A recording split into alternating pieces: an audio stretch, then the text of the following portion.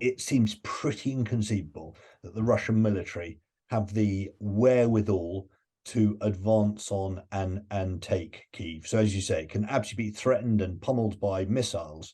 But the idea that the Russian forces have the ability, indeed the will, to advance towards Kyiv, I think is most unlikely. It'd be a very, very challenging city take. And we saw how determinedly the populace of Kyiv fought last time, and you can guarantee they'd do the same again. I think the first thing to recognise, John, is, through the winter, there was, lots of people said nothing would happen through the winter because it doesn't the snow or cold will slow things down.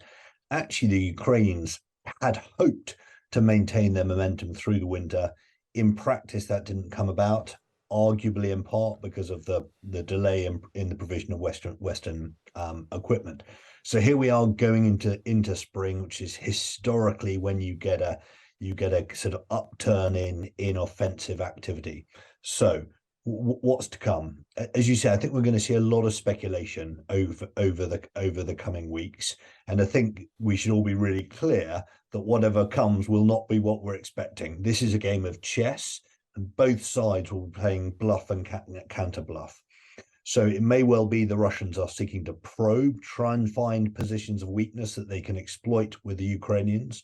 The Ukrainians will make public proclamations about where they think the attack might come, and that may very well be where they think it might come, or it may be them very reasonably playing bluff and trying to keep the Russians guessing. So the Ukrainians will be looking, with the support of other intelligence agencies, for where those critical buildups of Russian forces are. So you mentioned Bakhmut in the center. That would seem a credible place for the Russians to go. Taking Bakhmut would be significant for Putin. He's sweated over it for months and months and months, spilt considerable blood there. Is it of great significance? Not really, but it is in terms of status. So certainly, I think there'll be talk of Bakhmut. You mentioned Kharkiv. Again, there's Ukraine's second city. It's only 25 miles from the Russian border. Yes. And so that feels a significant objective. And then potentially he could attack further south. There's talk of attacking towards Zaporizhia. These are the sorts of names I think we're going to see being talked about over the coming weeks. Yeah, I mean, Kyiv, just to pick on that one momentarily, just 25 miles from the Russian border, and has not been taken by Russia, which seems so odd, so close to the border there, so well within reach of the massed forces, which are still at the disposal of the Russian military. How's it held out? Well, I mean, great bravery. I think is the first thing to say. Absolute determination by the Ukrainians, and although it's not been taken, I mean, it remains under intense pressure from the Russians. Near constant missile strikes against it, but has not fallen. And what we've seen since those early days of the Russian invasion back in late February last year, when the Russians tried to make their big moves and they failed, they just have not had if like the military artistry to really break through Ukrainian lines, and it's allowed very, very determined Ukrainian defense and innovation to hold their cities and villages. Now, can we assume at this point now, Rupert, that Kyiv is unattainable, that it is beyond Russia's reach? I don't mean the reach of missiles and drones and so on, because that clearly isn't the case, but it cannot now be expected to fall to Russian forces.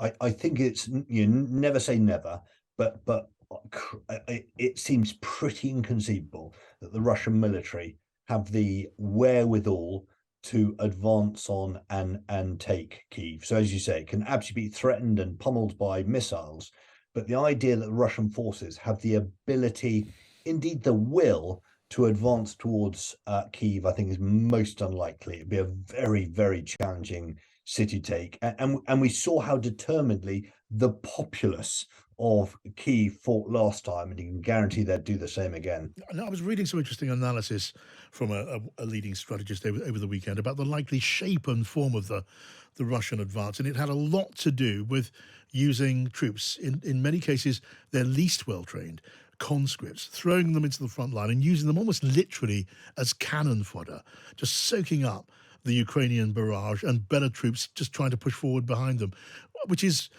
an extraordinarily callous and wasteful in terms of human life form of warfare, but very much in the Russian playbook, is it not?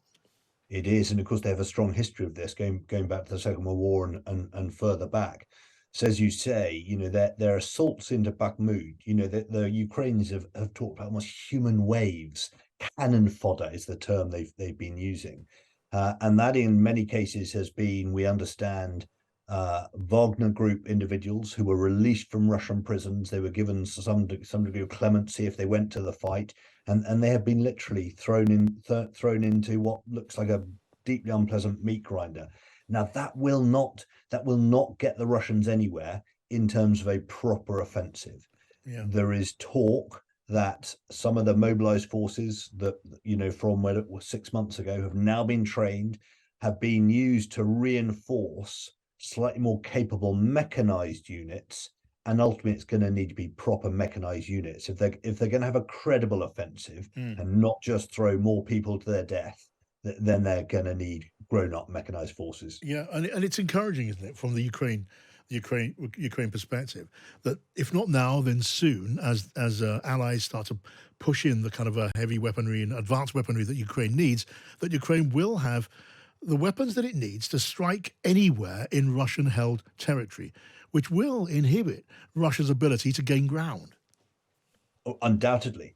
And the Russians will not have it their own way. If they're going to get these forces ready, they have to bring them forward to assembly areas. They'll hold them back as deep as they can, but at some point they have to come forward, and they will be very vulnerable at that point. The Ukrainians have demonstrated themselves to be very capable at locating Russian forces and striking them in advance. Yeah. And again, the Russians have not really demonstrated the kind of the skills, the techniques to mask their forces. So as you say, with increasing array of Western weapons at the Ukrainians' disposal, and fought in Ukrainian style, with an innovation and a panache that, frankly, we should all learn from.